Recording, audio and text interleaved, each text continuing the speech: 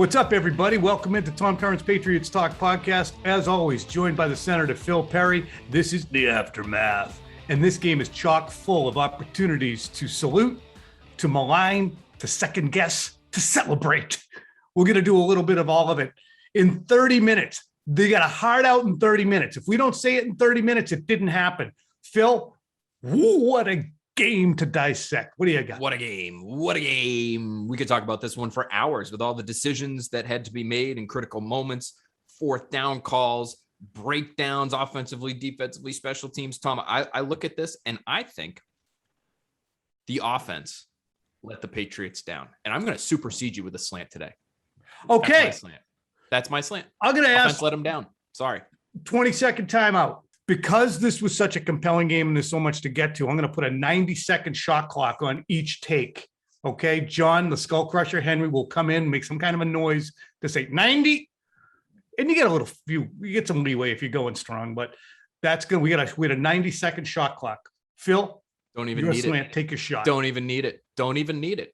Everybody's going to look at the defense and say 500 yards of offense for the Cowboys. What in God's name is happening on the defensive side of the football? I'll tell you what, they're on the field way too freaking often on Sunday afternoon. You want to listen to the play breakdown of how the Patriots went through the middle of this game? Two touchdown drives to start, strip sack, blocked punt, knees to end the half, 3 and out, 5 and out. And it wasn't until the fourth quarter that they put together a 13-play touchdown drive. They ended up playing. Bill Belichick had it at 91 snaps when we talked to him this morning, Tom. The defense was gassed. They couldn't get pressure on Dak Prescott. They don't have the horses to run with the Cowboys. But I actually thought the coverage for the most part in this game was pretty good. It was up front where they were hurt. And I think they were hurt up front because they were tired. They were tired because the offense didn't do a dang thing in the middle of the game. They need more from the offensive side of the ball, especially going against a defense in Dallas that turns the ball over, but does not do very much else on that side of the ball. I'm sorry. All right. He didn't even need the full 90 seconds. Rebuttal. Don't have a huge rebuttal. I'll actually amplify Phil's point by saying, you know what? Even in that stretch that you talked about, I got the drive chart up because I found that fascinating too. The Patriots drives yesterday, first 2 scoring drives, 3 plays, 4 plays. Then 4, 3, 3, 3, 3, 5, 13 and a touchdown. So Phil's point is excellent, but you can't hold that team responsible for scoring with great alacrity on the first 2 possessions. Can you? I don't know. I don't. And I wrote about this in the report card on NBC Sports Boston.com. Go check it out if you haven't already. Mm-hmm. I felt like, Tom, they found their identity offensively early in that game. They were so efficient with big people on the field. They got away from it. Bill Belichick told me this morning, basically because they didn't have enough bullets in the chamber with that personnel grouping. They like to go 22, 12, 2 backs, 2 tight ends, 1 back, 2 tight ends. It was great early on. They got away from it basically because they knew they couldn't play a full game with it. I don't know if that's a great excuse, but that was the explanation. What does that mean? You can't play a full game with it. I think they felt like they couldn't live and play 60 minutes. Because they were going to get predictable. 60 minutes. Yeah, because they're going to get predictable. What he said was, you don't have 25 plays ready to go with your 22 or your 12 personnel. To me, I would have just continued to run the things that were working, though, Tom, early on, wouldn't you? This is going to be complimentary to my slant, and I'm going to read it directly from my 2,100-word column. I didn't write a goddamn thing last week, not a goddamn blessed thing. And then everything came pouring out of me today. So this is my last point that I was making. One of the best things about Mac Jones' performance Sunday was the lack of sideways throwing. Press the ball down the field with regularity. And Phil Perry did a great job detailing the intricacies of the play calling and personnel. But the in-game consistency of McDaniels waned a bit as the Patriots got through their script. You want to vary calls and not become predictable, but philosophically, there's a hesitancy from McDaniels and Belichick to ride Jones in high leverage spots. I made the same point Phil did about the drives. The Patriots didn't want a shootout, so it seemed like they coached like they were still bowling with the bumpers on. They don't have to do that. And the ironic thing is, defensively, they coach like they have Lawrence Taylor, Darrelle Revis, and the most intricate defense capable of being executed. But I digress. They have to decide that Mac Jones is one of their best players and treat him as such. On WEEI Monday, Bill Belichick asked about punting on 4th and 3 from the Patriots 46 in overtime. He says, with Greg Zuerlein, his field goal range They could have played on a pretty short field there, parenthetically, if the Patriots didn't get it. 1 first down could probably beat you there. So not really did the Patriots consider going. Tom writing then. Right.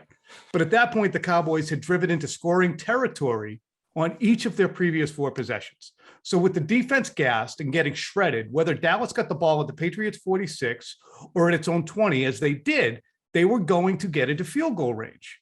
How do you prevent that? You don't give them the ball. But similar to opting for a 55-yard Nick Folk field goal in the rain against the Bucs, Belichick and McDaniels decided against putting their money on Mac Jones. That has to kind of stop. And I am not a huge proponent of the in a vacuum analysis of probabilities and grading 4th down decisions. But when you look at the totality of the situation, 4th and 3 from your 46, the other team only needs a field goal. They're killing you. Bet on your quarterback to keep the ball. I don't give a shit about the pick that he threw because he backed that up by showing he's got stones. Bet on him, Phil. Bet on him. So I'm blaming it more on Bill and Josh than I am on the offensive execution. Thoughts to my slant. Well, hey, listen, and my point about going away from what was working with heavy people early in that game would sort of buttress your point. Why is the coaching staff getting away from that stuff? It's not the players that are saying, "Hey, we need to get more receivers on the field here, guys." So that's a coaching decision as well. Here's a question I posed to you though about this, because I think the Patriots have to know that Mac Jones is one of their best players. Mm-hmm. There's no way they could watch the first 6 games of this season and say that this guy's holding them back or that they need to hold him back because he's been that efficient and because there just aren't that many other levers to pull offensively. You need to lean on that guy. I think they probably know that by now. Could the explanation be for why they're not being more aggressive in some of these situations is that they don't trust other people on the offense? And I would say specifically along the offensive line. And specifically at offensive tackle. Don't you look at this and say, maybe in overtime where it's 4th and 3 and they're going to have to drop back to pass. Well, we like Mac and we like a couple of our pass catchers here, but if we drop back on 4th and 3, whoever's playing tackle for us is liable to just get buried 6 feet beneath the turf at Gillette Stadium. And there's a strip sack and there's a fumble return for a touchdown and the game is over. I think some of the conservatism that we're seeing from the coaching side of things offensively, it's not because they don't trust Mac Jones. It's because they don't trust the guys blocking for him. And I kind of don't blame them if that's the case, Tom. In a way, I don't blame them, but if this is the next level of that conversation, what are you as a team? You're not a good team. You're a team fighting above your weight. So you have to at times say, okay, we're going to have to be the little engine that could here. Okay, we're not going to say, well, they're not good enough. We've seen good tackle play and that ain't it. We've seen balls out, pressured, encyclopedic, computer-like quarterback play, and Mac might be on his way there at some point, but he ain't it. So we're not going to roll the dice on that stuff. You better lower your expectations offensively, all around the team. Well, actually, not on defense. Yeah, lower your expectations on defense, too. They don't know whether to shit or go blind on some of these plays. Poop or go blind, John. And they keep getting caught. You know, the Jarwin touchdown yesterday, the Auclair touchdown the week before, the Kamara touchdown the week before that. We continue to see defensively the Patriots make mistakes because they think they're more capable. The zero blitz stuff that they have the team on the ropes because they're playing normal and there's, let's blitz them. And even Davis Mills is throwing over their heads. So, but back to offense, Phil. It's okay to coach that way if you don't think you can execute the play because you don't have the personnel and you're a good team. But I think this is 4th and 2, 2009 against Indy, what we saw yesterday. Don't give the ball back to Dak Prescott, who was Peyton Manning, because you knew he was going to get into field goal range. But they wouldn't do it. They didn't have Kevin Fox, certainly, who would have been James White. They didn't have Tom Brady because it was Mac Jones. But still, you're not an elite team that's bound for the playoffs at this moment. So act like it. Take a chance. You're a little bit of David. They're a little bit of Goliath. Stop thinking that you're actually toe-to-toe with them. You're not toe-to-toe with them, Bill. They put up 567 yards of offense. The only reason they didn't score 50 points was because they fumbled on the 1, They got picked off in the end zone because Dak Prescott underthrew it and threw it directly to Justin Bethel. Jonathan Jones saved you 4 points. God bless him. He made a great play. Mike McCarthy, supposed in-game genius, was peeing down his leg most of the second half with his decisions. They had 10 of their 12 offensive penalties occur on offense. So we didn't go toe-to-toe with them. That's a beep. Did you give me a beep, John? Yeah, my buzzer didn't work the best there, but you got exactly at 90 seconds. It was a good take. I let you go a few seconds longer. God, Fair. was that it? 90 seconds. I felt like I was caught in a vortex there. Yeah, I know. I'm sorry. I got Moving flying. at a different rate. I just would say I agree with you. I want to make that point clear. Like, I think they should have gone for it on 4th and 3, because to me, once you punt it back to them, the game is probably over. Victory. Timo Risky, I think is maybe how you pronounce that last name, on Twitter. Works for Pro Football Focus, but I thought he boiled it down a pretty good way in terms of questioning that decision. He says Dak and the Cowboys marched down the field into at least quote unquote field goal range on 8 of 10 drives in this game. Mm-hmm. So if that's all they need to win the game and you're giving it back to them, odds are they're going to score and the game's going to be over. So yes, I'm with you. Even though the tackle situation's bad, even though the offensive line has been shaken up all sorts of different ways, go for it on 4th and 3. Try to do something aggressive to win the game. Tom, to me. So what I'm saying on that though, Phil, is a lack of understanding who you are at this juncture. But can't you understand their thought process too, which is this? Remember what they said in 4th and 2 in Indy, right? Weren't there defensive players that were pissed about that? Hey, you didn't trust us. Mm-hmm. That was a statement about the Patriots defense at that point in time. And they were right. Bill Belichick didn't trust them to be able to stop Peyton Manning. That's why he made the decision he did. Right now, he trusts his defense to be able to win him games, because that's the side of the ball that really should be winning the Patriots games. It's just that they can't do it right now, and he probably has to remove himself from that line of thinking. That's all. But to me, that's laughable to me. Tom, look at how the team is built, right? That's how they're supposed Regardless to be winning how it's games. built, how's it executing? It's getting absolutely shredded by Jameis Winston and Davis Mills and Dak Prescott. And Tom Brady didn't have a great night. So you can, again, break out the sheet cake. Great. Put it in the break room and everybody can get a slice of we held Brady to 22 or whatever the hell they held them to. But 19. The point remains, how much did they score again? 19. Oh, yeah, 19. When was 28-22? Oh, that was Brady the other night. All my Brady games just meshed together in my head. It's just like he's riding in like a centaur, shirtless. Wow. Throwing. Now you're just describing things that are in your room right now. Be that as it may.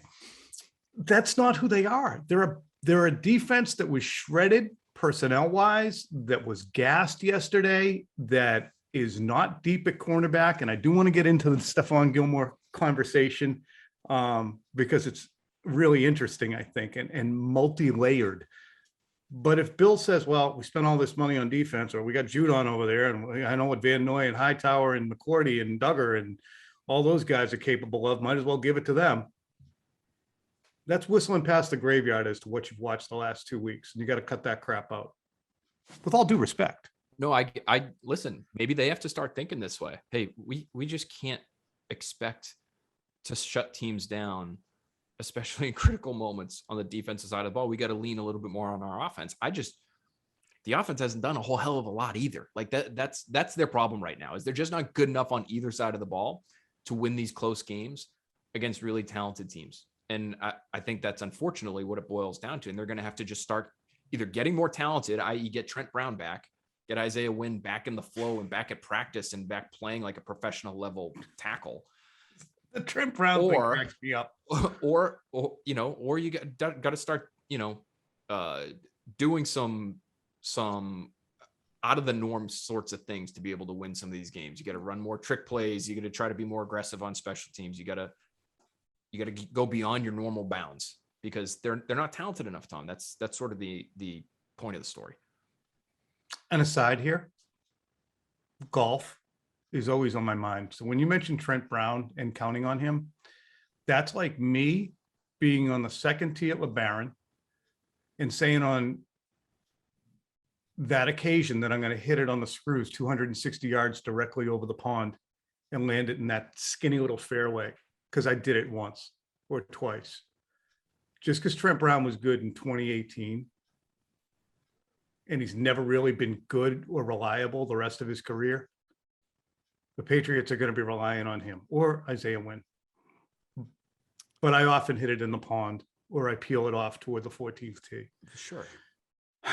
That'll happen. But listen, if you hope against hope. If you really need a shot, sometimes all you got is hope. Yeah. And you'll try to do it anyway. Just stop thinking. Trent Brown is the tee shot on 2.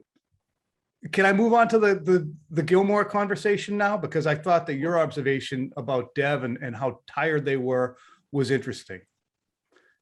And also McCourty. So I want to talk about the Gilmore absence right now. So McCourty was very candid when asked about the Cowboys' 2 back-breaking completions yesterday, the 3rd and 25 that set up the game-tying field goal, and then the OT touchdown. He said on the 3rd and 25, we're banged up. It's tough.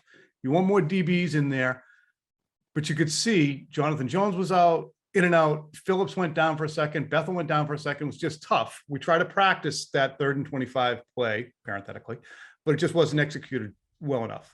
As for the overtime, he said, we were in a tough call for that route. They dialed up a good play for what we tried to do, situational football, but basically they got caught. So one subtext to this, Phil, is that if Stephon Gilmore, one of the league's best corners, was out there and he got the money he wanted over the summer, would they be lamenting this? Or would he have been on the field increasing Prescott's degree of difficulty? I, for one, believe that Gilmore was hiding on PUP with the Patriots. Okay. If he got paid over the summer, he'd have been playing. He didn't have a quad injury. It was a holdout. He indicated as much in conversations with Josina Anderson and being ready for camp. So Gilmore's teammates made clear their feelings all summer. Pay him. So it logically follows to me that they look at a defense allowing 400 and whatever yards, 45 yards to Dak Prescott, and the veteran players like Hightower or McCourty or Van Noy or Collins or whoever else go, what they think was going to happen. So between that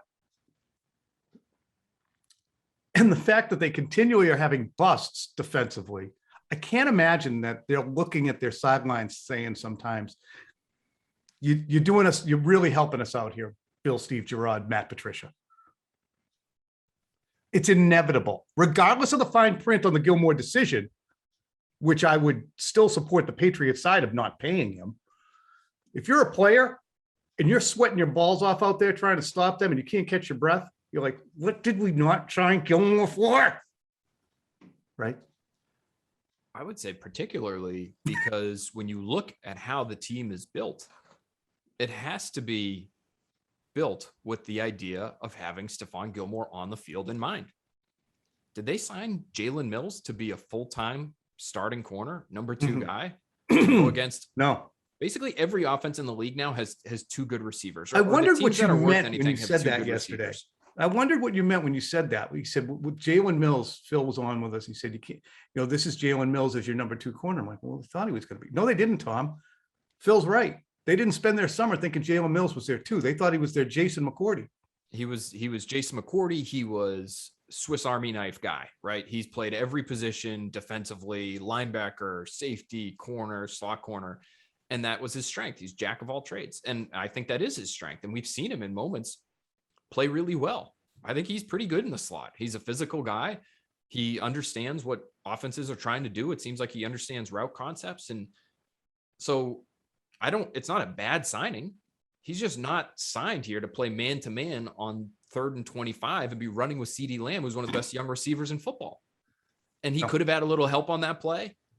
Devin McCourty got carried deep. We're going to talk about that on the breakdown. So please record the breakdown. Is that the OT touchdown? And watch it after you listen to the podcast. No, this is the third and 25. Okay. They pick up 24 yards. Cowboys had a great call on, but the Patriots are basically playing cover 1, double Amari Cooper. And JC Jackson is lined up across from Amari Cooper. Amari Cooper runs a drag route, shallow. Adrian Phillips, who's part of the double, busts down towards the line of scrimmage to pick that up. JC Jackson suddenly a free defender. He's able to help out on anything that's coming over the middle of the field. The problem is Kellen Moore sends 2 receivers in JC Jackson's direction, and he helps on the first guy. It's a tight end. And Kyle Duggar's there, But Dak Prescott is looking at him. He's looking at the tight end. J.C. Jackson's basically a safety at this point. He says, oh, man, I'm right here for this thing. Dak Prescott looks off. And now CeeDee Lamb is wide open in the middle of the field because he's got a couple steps on Jalen Mills. If Stephon Gilmore is out there, Tom, you can afford to have J.C. Jackson basically pick the wrong guy as a free safety in that situation to double. And you have Stephon Gilmore, who's not 2 steps behind. Maybe he's 1 step behind, or maybe he's only a half step behind. And he's able to make that play a little bit more difficult. He makes that throw a little tougher. So that to me is the issue right now is I don't think you're talented enough in the secondary, especially when you're injured, which they are right now at different spots too, to be able to play good teams. Good teams in today's NFL have more than one good pass catcher. You can't just say we're going to double this guy and we're going to be okay. It clearly wasn't the case against the Cowboys. They played well enough against Tampa Bay, Tom, but I wonder, let me ask you a question because I'm talking. I want to say one thing real quick. Yeah. J.C. Jackson's good, but I don't think anybody's afraid of him. He played pretty well yesterday, but he did. But I don't think they're reticent. I don't think the teams are reticent to throw at him. Not the same way they were with Gilmore or Revis when he was here. Right. You're right. Tom, let me ask you this. Patriots played Tom, you mentioned it, played Tom Brady well, held them to 19 points. Gilmore gets traded after that game. Do you think if they don't hold Tom Brady to 19 points, that Gilmore gets dealt right away? I mean, I think he probably still doesn't end up here because he's the Patriots. And I'm with you. I don't think they should have paid him. Darius Butler on next pats. Even he wouldn't have paid Stephon Gilmore what he was looking for. So I don't argue with the decision there, but I wonder if they looked at that Bucs game and said, we're good without Gilmore. Look at Mills here. He's shutting down Chris Godwin. I mean, we can work with this. Yeah, but Matt Patricia had to have Jamie Collins back in the house. Had to have him. And why do I put that at Matt Patricia's feet? Because I want to. Okay, that's why. It's just interesting too, Tom. Just one quick personnel. This is really minutia personnel decision making for game days. So they bench Jawan Williams to make him inactive, right? Devin McCourty says basically, to get back to that quote that you mentioned, he says they would have liked to have more DBs on the field just because of the down and distance. It's 3rd and 25. They did have dime personnel out there, so there's a lot of DBs out there, but maybe they would go with their 7 defensive back personnel package to make sure that they just got more speed on the field. They had Jawan Williams benched, which I understand after his performance in Houston. They didn't bring up Miles Bryant, and that to me is actually one of the bigger second guesses of the game in some ways, because you could have used more DBs at the end. They were clearly tired. They were clearly in these obvious pass situations where they could have used another body. And they've got all these linebackers. They've got so answer me that then. They've got Harvey Lange. They've got Jamie Collins. That's got a Kyle great Van Noy and Dante Hightower. All right, 2 great topics I want you to explore since you're so diligent and you're not gassed ever. You never get tired. Is J.C. Jackson a player that teams try to avoid? And also, going against the Dallas Cowboys with CeeDee Lamb and everybody we've rolled through, why were there more linebackers than defensive backs? Why was Bryant down? Why was Williams down? Wade had a concussion to leave you in a position where you were that shorthanded. I mean, does this go back to we're linebacker oriented because we're the Patriots and that's where we think our strength lies because we have Collins and Uche and Winovich and Van Noy and Hightower and Bentley. And I think I'm missing somebody. Judon, is he a linebacker or a defensive end? Sure, yeah. Well, that's 7 of them. To answer your first question, I don't think people necessarily avoid J.C. Jackson the way maybe I'll they look do at the other numbers. top. I don't think he sucks. Believe me, guys. I think he's still a top Pro Bowl level corner, whether he makes it or not. Yeah, and I think he's a number 1 for a lot of teams. He's not Defensive Player of the Year caliber number 1. He's not Jalen Ramsey caliber number 1. But is he, Byron Jones is getting paid like a number 1 down in Miami opposite Xavier Howard. Is he a Byron Jones level corner? I think he could be. So that's number 1. I think he's a good player. I don't know what they're going to do moving forward with him because the franchise tag's a lot and he's going to make a lot of money as a free agent if and when he gets to the market. So they got a lot of questions at corner moving forward. But for the here and now, I think, Tom, they might have looked at the Cowboys and said, this team runs it over 30 times a game. They've got a big old offensive line. They've got 2 really good backs. We got to have linebackers because if we don't have linebackers, then we can't stop the run. If we can't stop the run, the game's over. I would second guess that, because to me, it's still the passing game that makes them go. Dak Prescott is an MVP caliber player. They've got all these weapons in the passing game. I don't know how many snaps Miles Bryant would have played, but I think you want to avoid the situation they were in early in that game when Jonathan Jones got hurt. Justin Bethel comes into the game, has to play in the slot. He gets targeted immediately and gives up 11 yards to Amari Cooper coming out of the slot for a first down. Bethel made a great play later in the game, helped force an interception. Good for him. They don't want him out there playing a lot of defense. They've made it pretty clear over the years that that's the case. So why not have an extra body so that if somebody gets hurt, and these guys are already hurt. Jonathan Jones was limited in practice last week. Jalen Mills was limited in practice last week. If somebody gets hurt, you just don't want to be in a spot where you have very little at that position going up against a high-powered offense like this. I think they ran into that. Devin McCourty acknowledged it. They ran into that yesterday, and it hurt them. There were no linebackers down inactive yesterday. There were 2 corners, and as you mentioned, Miles Bryant too. And Wade, of course, injured. But here are the linebackers who are up. It was Judon Hightower Bentley on the field to begin the game. And then it was Brandon King, kick coverage. Tavai, what's his first name? Jerome? Jelani. And he really, Tom, I don't think he played at all defensively. He was basically responsible for that blocked punt, and then we didn't see him again. Harvey Lange, Kyle Van Noy, Josh Uche, Jamie Collins. How many of those guys were relevant? I mean, Uche played 29 snaps. What the hell happened to him, bro? He ran. I mean, that's 30%. He played 29 snaps. I think was 39%, or I might be screwing that up. That might be 21 snaps for N'Keal Harry, which was 39% of those snaps. He didn't do much either. But where did Uche go? I think he kind of got swallowed up by Tyron Smith for a fair amount of that game, because it looked like it was Judon working on the right tackle, and then when Uche was out there, he was working on the left tackle, and that's just that looks like because Uche's not a big guy, that looks like a varsity player going up against a JV guy, like playing circling the Empire State. So, I think it's a fair second guess. I mean, again, when you have your captain of your defense, one of your longest tenured players out there saying he might be their longest tenured guy now. No, Slater's number 1. Anyway, saying like, hey, we would have liked to have more defensive backs out at the end of the game there, but we were short because we were hurt. And yeah, we were tired too on top of it because we've been out there for almost 40 minutes. Like, I think those are the kinds of things we can look at, because again, you've got people like Jelani Tavai who basically doesn't play in the game. He's not helping them save their wind. He's not helping them defend the pass late in the game when you need to. So that's an easy one to look back on. There are a lot of easy second guesses in this one. That's one. Patriots are 9-13 since the start of 2020. 33% of those wins came against the Jets, but they can up their percentage to 40% this Sunday. Jets will be coming off a bye. Meanwhile, the team the Patriots beat last week, the Texans, they're now 1-5. They actually lost 31-3 to the Colts a week after losing 40-0 to the Bills. The Miami Dolphins have now lost by some really unimpressive. They've lost 5 straight. The Dolphins have since opening the season with a win over the Patriots, and they just got pantsed by the Jacksonville Jaguars. Phil, this isn't a good team. It's an average/mediocre team that is far more mired in its mediocrity than we think. Fair?